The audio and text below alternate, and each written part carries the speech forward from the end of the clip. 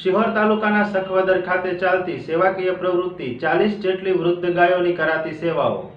શિહોરથી આગળ જતા સખવદર ખાતે ખૂબ જ સરાહનીય સેવાકીય પ્રવૃત્તિ ચાલી રહી છે। સખવદરમાં અહીંના આજુબાજુ જાગૃત લોકો દ્વારા અશ્વા ફાઉન્ડેશન ટ્રસ્ટ દ્વારા સંચાલિત ગંગનાથ ગૌશાળા ખોલવામાં આવેલ છે।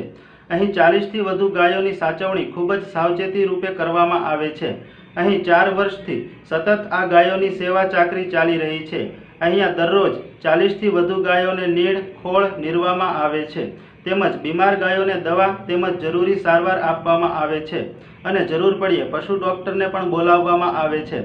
તેમજ ગાયોનું ધ્યાન રાખવામાં તેમજ સંપૂર્ણ કાળજી રાખવા માટે એક ભનાભાઈ નામના વ્યક્તિને રાખવામાં આવેલ છે। આ ગૌશાળામાં અશ્વા ફાઉન્ડેશન ટ્રસ્ટ ઉપર ચલાવવામાં આવે છે। અહીં આમ લોકોમાં ફંડ પરથી જ ગાયોની સેવા ચાકરી તેમજ સંપૂર્ણ ગૌશાળાનો ખર્ચો ઉપાડવામાં આવેલ છે। તેમજ ટ્રસ્ટી મંડળ દ્વારા રકમ એકઠી કરીને ગૌશાળાના પ્રશ્નોના નિરાકરણ કરવામાં આવેલ છે।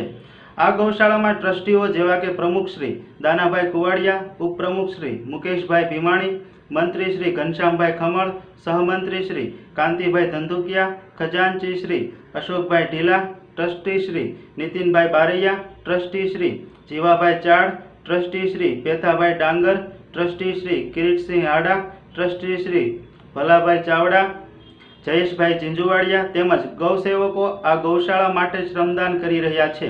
તેમજ આવા કપરા સમયમાં પશુ બાબતે આટલી ચોક્કસ કાળજી લેવાવાળા મહાનુભાવોને ધન્ય છે। આ ટ્રસ્ટીઓ જીવનમાં ખૂબ જ પ્રગતિ કરે તેવી પરિવર્તન ન્યૂઝ ચેનલ પરિવાર શુભેચ્છા પાઠવે છે અને પરિવર્તન ન્યૂઝ ચેનલ ટીમ અપીલ કરે છે કે જેમ બને તેમ આ ગૌશાળાને મદદરૂપ થઈએ। જય માતાજી મિત્રો, જય ગૌ માતા।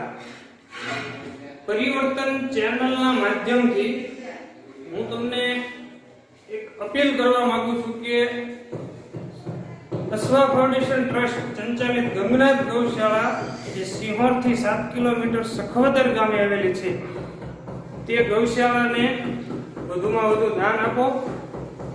એક ગાયથી માંડી અત્યારે 50 ગાયોનો નિભાવ કરે છે અને હું મુકેશભાઈ ભીમાણી આ ગંગનાથ ગૌશાળાના ઉપપ્રમુખ તરીકે આપને સૌને અપીલ કરું છું। માટે આ ગૌશાળાની અંદર અશક્ત અને બીમાર અને વૃદ્ધ ગાયોનો નિભાવ કરવામાં આવે છે। આપને સૌને અપીલ છે કે તમે વધારેમાં વધારે આ ગૌશાળાને દાન આપવા વિનંતી। અસ્તુ, જય માતાજી।